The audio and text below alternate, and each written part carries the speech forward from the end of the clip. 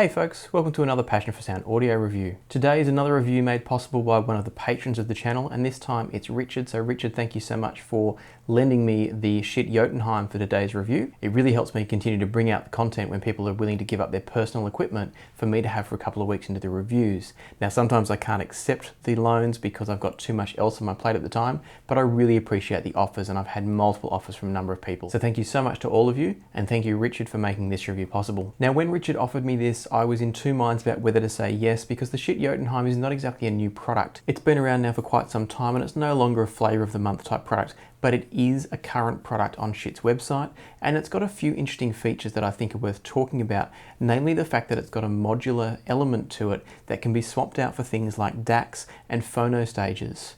In the case of Richard's, it's got the Multibit DAC, so similar to what goes into something like the Bifrost Multibit or the Modi Multibit or the Gunye Multibit. It's the same concept going into this, albeit in a simplified form in the case of the Jotunheim. Now, given that this isn't a brand new product, I still thought it was valuable as sort of a reference review. So some of you out there will be familiar with the Jotunheim, you may be looking at it on secondhand market, things like that.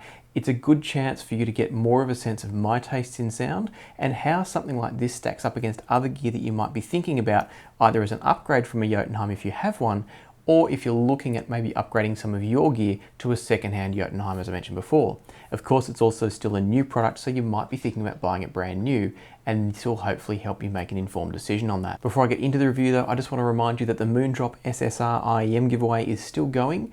Now, last time I asked people to go over and post on the Facebook page. If I'm honest, it didn't go so well, so those of you that posted there, I'm going to give you double entries just to say thank you. For everybody else, if you want to be in the running, what you need to do to win the Moondrop SSR is just comment on this video and make sure that you're subscribed. It's that simple, and good luck in the draw.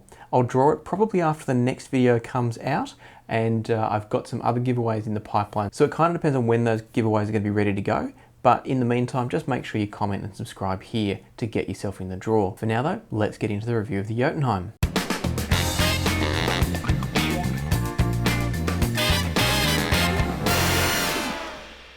So as you can see here, the Jotunheim is a relatively compact unit. It's mostly an amplifier. Like I said, it has got that modular unit that can be a DAC, but think of it first and foremost as an amplifier for your headphones. It's built in the same style as much of the Schiit product range, where it's got the curved stainless steel outer with the brushed finish here and the vent holes there, and in this case the vent holes actually do go through to the innards, unlike some products. And the rest of the chassis is quite a simple, I don't know if it's die cast or stamped, but it's a simple sheet metal type construction, and that's totally fine. It doesn't need to be anything more than that. The unit feels weighty, it feels solid. It's a really quality feeling piece of kit. Now at a base price of $399 US, or around about 460 Australian, it's not a cheap product, but it's also in that mid-range of amplifiers, and therefore is in line with products such as the Drop THX 789 amplifier and similar mid-range amps on the market. I remember when the Jotunheim first came out, there was a lot of talk about the amplifier technology in it. So let's talk a bit about the features and functions first before we talk about the sound quality.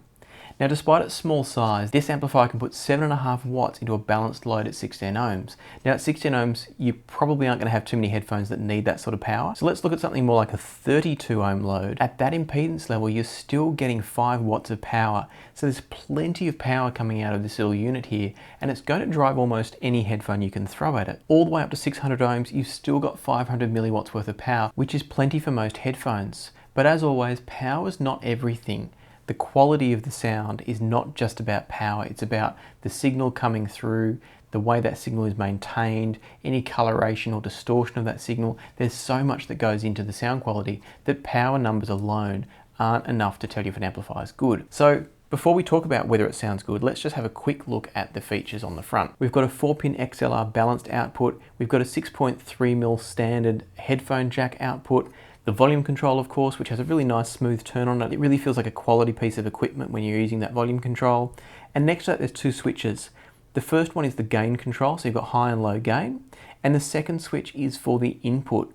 Now the input's quite interesting because you've got not only the inbuilt DAC potentially, but if we flip over to the back, you've also got XLR in and RCA in. So that front control switch, if I swing it back around, this tells you whether you're getting sound from the inbuilt DAC if you're using a DAC module, or if you're getting sound from the XLR or the RCA inputs. So for a small, compact and relatively affordable amplifier, it's got plenty of features and functions. So it's very versatile, it's very powerful, and it's really well priced. Which begs the question, does that stack up to a really good product? Particularly now that it's got a few years under its belt and there's newer products on the market. Sorry to be a tease, but before I answer that question, I'm just going to turn it around again and show you that there is also on the back RCA outputs, XLR outputs, and in this case, a USB-B socket. Let's talk about why they're there. So the Jotunheim can also act as a preamp.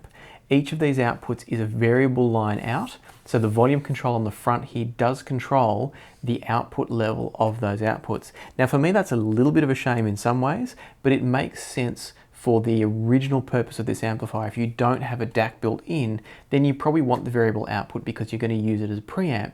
Where it becomes a bit of a drawback is if you did want to use the DAC in this to feed something else. Now whether you would is a question of sound quality, of course, and we'll get to that in a second. I keep teasing you, I'm sorry about that. But the flexibility of not having a fixed or a variable line out is a small drawback, but it's a very, very small drawback. So it's not worth getting hung up on. What's really nice is that you can run a single-ended or a balanced signal out of this into a power amplifier, for example.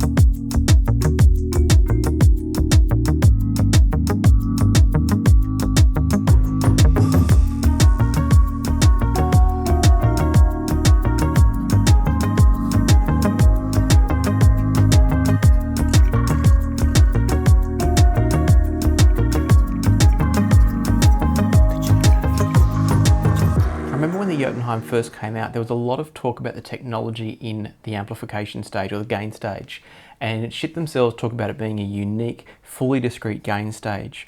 Now, that in theory, according to their website, should relate to really high performance no matter which output you're using, whether it's the 6.3mm headphone out, or it's the 4-pin XLR, or it's those preamp outputs on the back.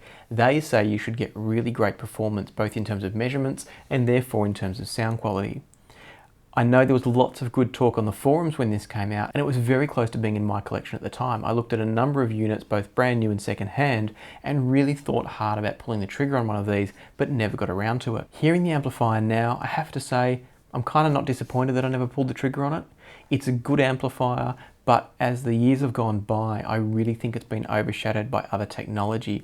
And I'll talk through that in a second as to some examples of the sorts of technology that you might choose instead of the Jotunheim. First of all though, let me talk a bit about the amplifier itself. So this is not including the sound from the DAC, this is just about the amp stage. And I was feeding this from the Cord Cutis DAC when I did this review testing. So the amp stage in this I would describe as powerful, quite dynamic and lively, but it's also a bit flat and compressed sounding in a way. And by flat, I'm more talking about the depth and size of the soundstage. Everything's kind of squished together a little bit. The sound has got good dynamics and good sense of force and drive, but it just lacks the subtleties and the nuances to make it a really engaging experience. There's plenty of detail and resolution, so it's not as though it's muddy or thick. It's just got this sound that is kind of all in your face. It's right up there, it's right in front of you, and it's sometimes hard to actually hear through the music because of that wall of sound that it's presenting. So again, the quality of the notes themselves are pure, I would say. It's the overall presentation and the way all those sounds come together is just a little bit too forceful for my taste. I found myself feeling like it was uptight and unable to be relaxed with the music no matter what I listened to through the Jotunheim. Some people may really enjoy that level of energy, so it's not necessarily a bad thing, but it doesn't speak to my taste in music. It was a sound presentation that left me a little bit cold overall. Part of the problem for me is also the treble. The treble came across a bit grainy and a bit dry for me. It's well extended at both ends, both the bass and the treble, but at the treble end of the scale, it just started to feel a bit harsh and not as relaxed and smooth and effortless as I do like to hear treble in music. As a comparison, I put it up next to the Drop THX789 amplifier, which is around about the same price point. And I have to say their characters in terms of the sound are quite similar. Very neutral, maybe a little bit dry, a little bit electronic sounding. But the difference for me was that the 789 has the ability to step back a little bit and just relax and allow some of the subtleties and the nuance through in the music, whereas the Jotunheim's jamming it down your throat or down your ears, as the case may be, and never letting up with that energy and that force. So the 789 for me is kind of what I was alluding to at the beginning of this video, where things have come a long way since the Jotunheim was released. I think technology has maybe passed this by today, and it's not maybe the product that it once was. It's not bad by any stretch. I just think for the money, there's better options out there. Now let's talk a little bit about the DAC. Regular viewers of the channel will know that I was a huge fan, still am a huge fan for that matter, of the Schiit Multibit DACs. I had a Schiit Gunyear Multibit, or a Gumby, for many, many years, and it was very much my favorite DAC that I'd ever heard, at the price point of course, until I came across the Chord Q-Test, which only just pipped past it. So I was really keen to hear how the modular Multibit DAC would fare compared to DACs around a similar price point. And what I mean by a similar price point is it's $200 US to add the DAC module, the Multibit DAC module, to the Schiit Jotunheim. So we're in the ballpark of something like a D50S, maybe a topping E30, something in that general range. Keep in mind that with the Multibit DACs, you're limited to PCM playback and not DSD, if that's an issue for you. And some will say that Multibit is not as good as Delta Sigma. I'm not going to get into that debate here. I think both have their place. I've heard both sound fantastic. So for me, it was all about how does the DAC sound? And sadly, I would say that the same trend continued. The DAC in the Jotunheim, to me, still sounded a bit grainy, a bit harsh, a bit forced. What's difficult is I don't know if that's caused by the fact that no matter how you use the DAC, it has to output through the Jotunheim's analog stage. So essentially what I was probably hearing was the Jotunheim's analog stage, and that holds back the overall picture. So I wouldn't judge the Multibit DAC too harshly in this case. I do believe the issue is that I just don't particularly like the presentation from the Jotunheim's analog stage. With that in mind, I looked into some other products and how they fared if I was to put together a combination of DAC and amp at a similar price point. Could I match and ideally exceed the performance from the Jotunheim with other products? And the simple answer is yes, it's really easy to do. Based on my listening tests, all you'd need to do is buy something like a topping E30 and connect it up to something like a Burson Fun amplifier with a set of the V6 Vivid amplifiers, and you're already beating the Schiit Jotunheim. Now yes, you've got two boxes going on at that stage, so it's not as compact, it's not as simple. It probably doesn't look as good either for most people. The Burson Fun is not a particularly attractive unit, but sound quality wise, you're getting a much more spacious, much more detailed soundstage. You're getting equally as good detail retrieval, if not better, and you've got the nuances and the subtle textures in the music that are lost in the case of the Jotunheim. The Burson Fun with the V6 Vivid op amps, or with something like the Sparco's Labs op amps, easily outperforms the Schiit Jotunheim analog stage. Keeping in mind that the Burson Fun is also a preamplifier, albeit not a balanced amplifier or preamplifier, and you've got a pretty difficult argument to go for something like the Jotunheim unless you're really into the look of it. Having not yet had a chance to hear some of Schiit's new Modi and Magni products that have come out, I would imagine that the Jotunheim might be short-lived from here forwards, because I just can't imagine the new products not stepping way above and beyond the Jotunheim in terms of the sound quality they can offer at a much better price point. So with all that in mind, if you're a current Jotunheim owner and you're thinking, is there something better out there?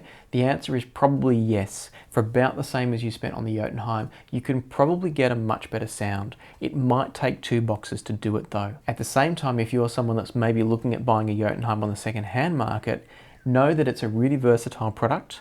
The sound quality is not bad by any stretch, and it will be an upgrade on a lot of very basic entry-level products, but it may not be as much of an upgrade as you can get from similarly priced products on the second-hand market. Again, things like a topping E30 or a topping D50 and something like a Burson Audio Fun or some of the JDS Labs budget units are probably things I'd be looking at before a Schiit Jotunheim would come across my desk. As a huge fan of Schiit products, I'm a little bit sad to have to say some negative things about the Jotunheim today, and I do look forward to getting my hands on some other Schiit products such as the Modi or the Magni to see what they're doing now with the newer technologies and designs that they've come up with in recent years. So don't for a second think that this is a reason not to buy a Schiit product overall. You absolutely should look at them. They make fantastic products. The Jotunheim's just been passed by in recent years, in my opinion. I want to say a huge thank you once again to Richard for supplying this unit. He and I have talked offline, so this opinion of mine is going to come as no surprise for him. So anyone out there who's thinking, oh, he's just bashing some patron's product, Richard and I have spoken. We both agree on the sound. He had similar perceptions to me. And so this is very much just about sharing an example review with all of you so that you get more of a sense of my taste. You get more of a sense of how something like the Jotunheim compares to other products on the market, and hopefully be able to make more and more informed decisions from some of the reviews I share in future if you've had experience with the Jotunheim yourself. Before I sign off, don't forget about the Moondrop SSR IEM giveaway. It's a fantastic treble-oriented IEM and really worth checking out. And all you have to do to win that is comment on this video, make sure you're a subscriber, and watch out on the channel for the announcement of the winner soon. For now though, happy listening, and I'll see you here next time on Passion for Sound.